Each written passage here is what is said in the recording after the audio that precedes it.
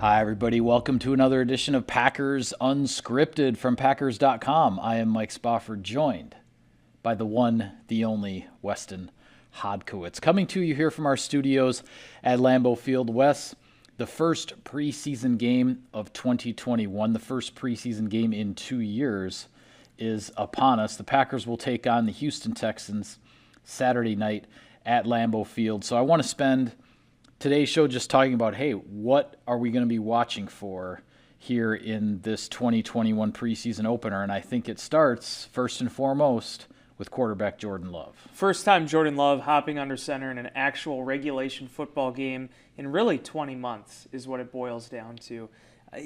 This is a young man that he's done everything he can do over the virtual Zoom meetings last year. He had 3 weeks worth of training camp where he saw a little bit of snaps in some of those young guy developmental periods. Then he's holding the clipboard the rest of the season. He's had to train. He's had to do all this other stuff. Kind of like the build up to Christmas. He's been waiting for that opportunity to sort of put everything to work. And now it's before him. And the thing I want to see the most from Jordan Love is just how he responds to the variables, because he's had some really good days. He's had some days to learn from in practice. But no matter what, you can see the intangibles, you can see the arm talent, and you can see the characteristics that made him a first-round pick. Now can he apply them to an actual in-game situation? Yeah, absolutely. And, right or wrong, fair or unfair, the pressure is going to be on him here. He knows the spotlight is on him. Everybody is going to be watching to see how he performs. I just hope that the general media, the fans, that they keep this in perspective, because this is one game, as you said. It's his first game in 20 months. He's going to have 2 more preseason games. Just take a look at almost any NFL quarterback's first preseason game. Like they normally don't go very well, or they're full of, whatever is good can be offset by the bad. That's just the way this goes. I'm very curious to see how he performs, but I think we all have to be careful I said this in Insider Inbox. This performance Saturday night is not going to define Jordan Love. It is just the beginning of this next chapter, the beginning of this next piece of the story. We're all very excited and anxious and eager to see what it's going to be, but it's not going to be some sort of definitive statement on who Jordan Love is or what kind of quarterback he's going to be in the NFL. Up until 3 weeks ago, no Packer fan had really ever seen him play at all, practice, anything, other than maybe a few clips that they caught on the local news or on our website.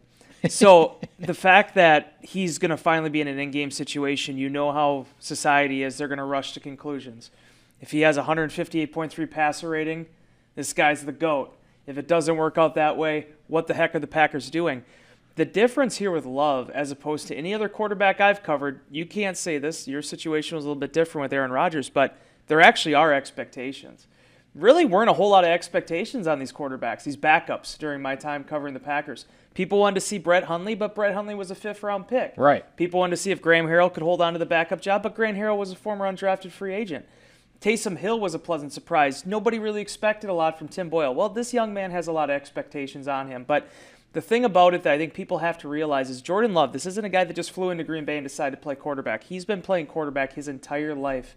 And while he isn't the most, expressive guy when it comes to being in a news conference or wanting to speak his mind, he goes about his business in a very professional manner, and this sport means a lot to him. So I have to imagine he's champing at the bit here to get out there, to show what he has to offer.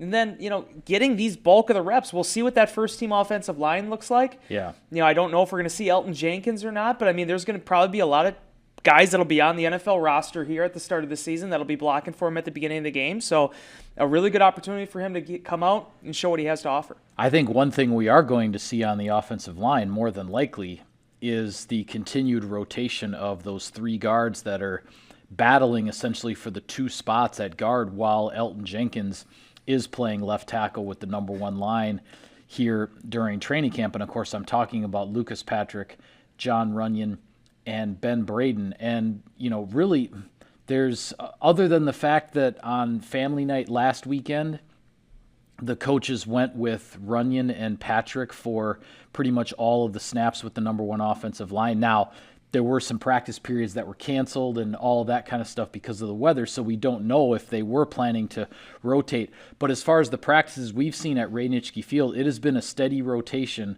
of those three guys in the two spots with the number one line. I think that's going to continue here in the preseason, and we'll see if somewhere along the line there's some kind of a decision, some kind of a separation as to how the coaches want to go with this. The part I love the most about this, all three of those guys are going to play this season. Yeah. If they get through healthy through training camp, they're all going to play. One of my favorite stories was 2 years ago now. Lane Taylor competing with Elton Jenkins for what I think was a starting right guard job at that time, or starting left guard. I'm trying to remember how that worked out. But it was this whole camp competition. We talked about it the entire way, and ultimately Taylor ended up starting, but then they started working in Elton Jenkins for some snaps. They bring him in for a series or two, and unfortunately then Lane ends up having, I believe it was the biceps injury, and he misses the whole season. Elton Jenkins had to be the guy. Yep. So John Runyon, Lucas Patrick, Ben Braden, Packers are going to need those dudes. I don't want to put Braden on the roster, but where he's been taking the snaps, you would think that he's definitely in this equation for the 53. And the other aspect of this, too, to keep in mind, Packers don't have a proven, natural, established veteran backup center to Josh Myers. They do have Jake Hansen, former 6th-round pick who played that position at Oregon, but he was on the practice squad last year, so Lucas Patrick and John Runyon have both been rotating in that number 2 spot at center. So there's a lot of snaps to go around. There's going to be a lot of guys playing in a lot of different positions, I would imagine, during that game against the Texans. And seeing who those guys are and how they adapt to it, that's ultimately going to be the big indicator, I think, on that first game against the Saints, who's starting. Yeah, absolutely. Sirius XM NFL Radio West delivers hard-hitting analysis and up-to-the-minute NFL news that true football fanatics need 24/7, 365. And at Cousin Subs, we have something for everyone, like our Wisconsin cheese curds, mac and cheese, golden fries, and creamy shakes. I know you like those shakes. All paired with your favorite sub or sub in a bowl. Cousin Subs, we believe in better. Well, we've heard from head coach Matt LaFleur that we know there are going to be several starters, if not the vast majority of the veteran starters on this team will not be playing in this first preseason game, and they may not play many snaps, if any at all, in these 3 preseason games. It sounds like A.J. Dillon is going to start at running back and maybe get the opening series.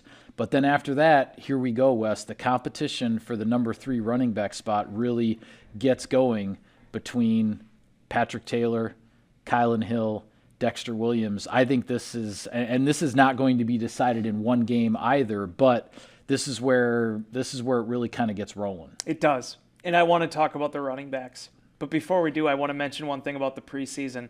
There's a lot of ways in which I thought Madden Football, the video game, was actually ahead of the NFL. Some of the trends I thought you saw with play calls and the way guys go about their offenses. I remember Mike McCarthy kind of talking about that generation is starting to have its impact on the actual game. Yeah. Preseason allocation of starters is also a part of that. When I was a kid, Brett Favre, Amon Green, none of those guys ever saw action in the preseason. It's funny to me now that in 2021 we are getting to this place that, you're not going to see it in all likelihood you won't see Aaron Rodgers. I wonder if you'll see Devontae Adams. I wonder if you'll see Jair Alexander, those type of players, because you need them for week 1. It has been really interesting watching that shift. I want everyone at Lambeau Field to have a fantastic time. There's going to be some great battles, and we're going to talk about one of them here in a second. But that's really the biggest thing. Can you get your guys to week 1? Because we saw what happened with Jordy Nelson 6 years ago, and that's not the scenario you want. That being said, the number 3 running back competition is as fun as I can remember it because there's a legitimate spot there. The Packers need 3 running backs. It's not like, okay, these guys are going to compete. We'll see if any of them stick. No, I mean, one of those guys is sticking, and each guy brings something different to the party. Kylan Hill has tremendous one-cut ability. His explosiveness is something that really jumped off the page to me. Certainly was an ultra productive running back in the SEC at Mississippi State, but trying to kind of get things back going again after sort of that weird last year under Mike Leach. But I wrote about Patrick Taylor.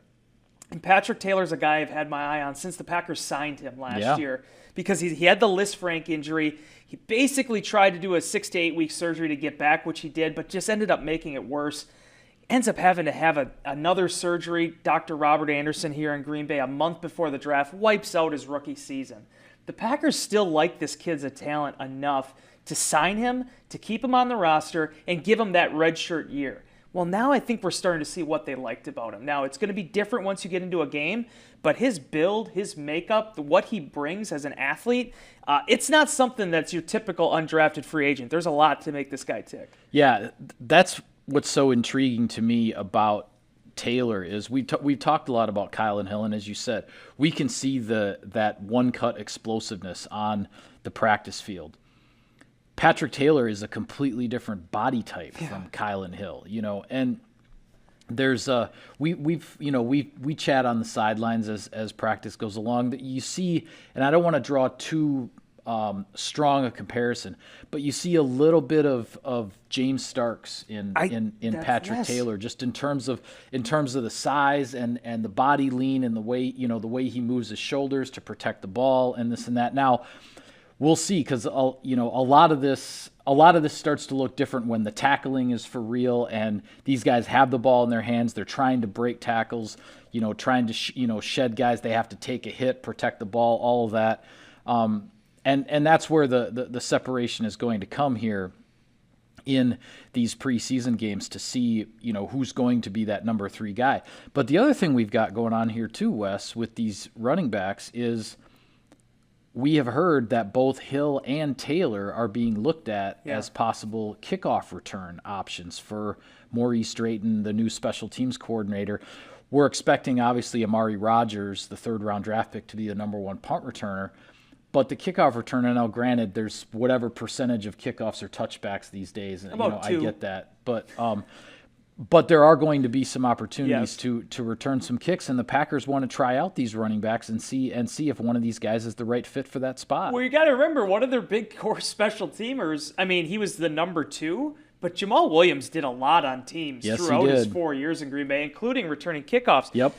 There's something about the running back position. I haven't quite put my finger on it yet, but Mike McCarthy used to always talk about this too.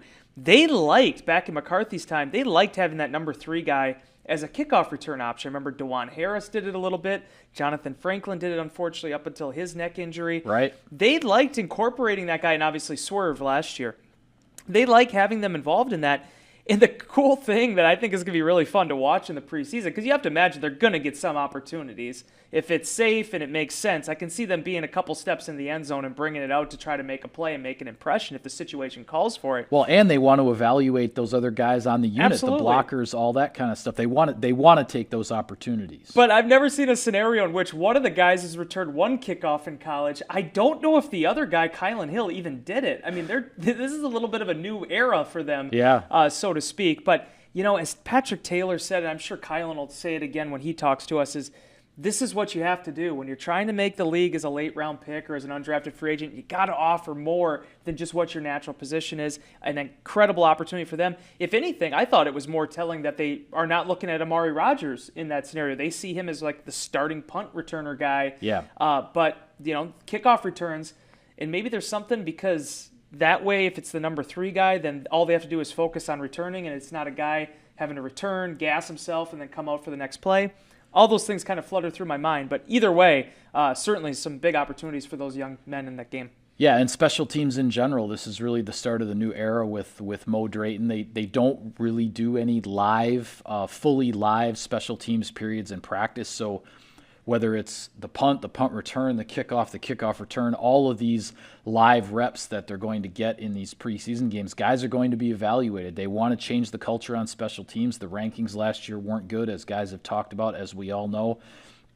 They want to turn those things around, and it starts with finding the right players, and those right players are going to step forward in the preseason to make a name for themselves and to get noticed. I want to ask you, a lot of players will be essentially putting on a Packers uniform in a game situation for the first time. New Packers in 2021.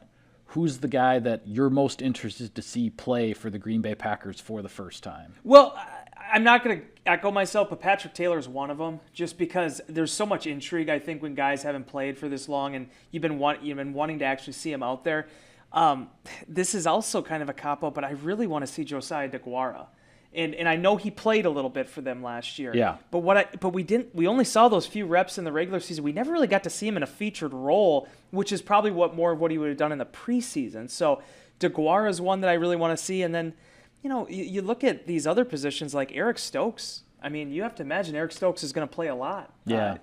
You got to be careful with it because we don't know what the scenario is going to be or what the timeline is for Kevin King. Eric Stokes might legitimately have to play in week 1, but you just want to see that guy after going up against Davante Adams and more Davante Adams.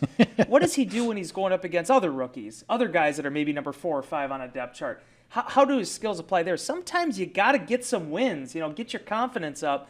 And I think for Stokes, this is going to be a really good opportunity. Yeah, definitely excited to see Stokes. Interested to see Amari Rogers, as we talked about. I mean, he's going to be running the jet sweeps. He's going to be slot receiver, as we talked about. He's going to be returning punts. Here's the other guy I'm interested in, and I can't say for sure how much he's going to play. We really don't know for certain.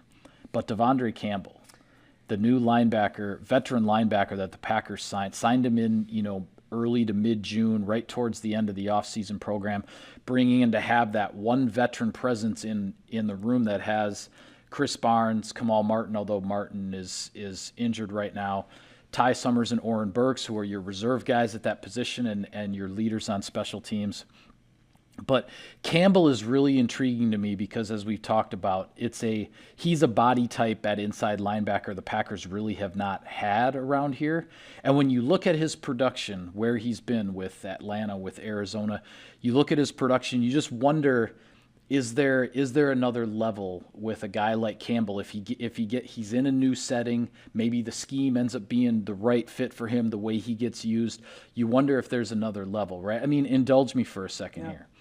Charles Woodson, Hall of Fame talent in Oakland, became a Hall of Fame player in Green Bay, right? Wes Hodkiewicz, Hall of Fame talent at the Green Bay Press-Gazette, having a Hall of Fame career with Packers.com.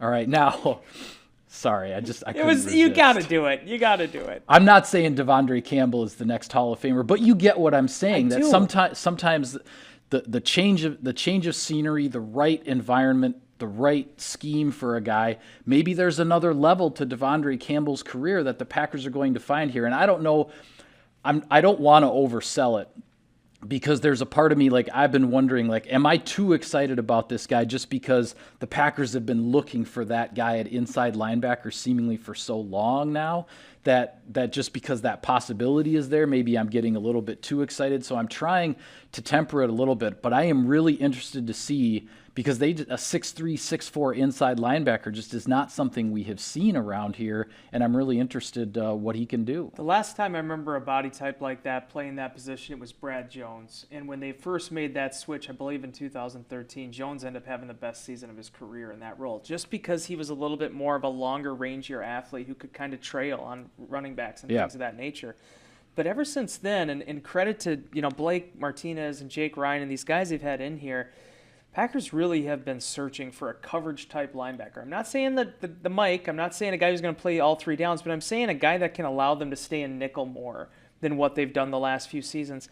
The other thing you got to keep in mind too, Mike, for a number of years there, they would get to the end of training camp, and whether it was B.J. Goodson or they had to make that trade for Antonio Morrison, they found themselves for one reason or another having to bring in a guy like a week before the start of the regular season. And that guy ended up being that first down and second down linebacker.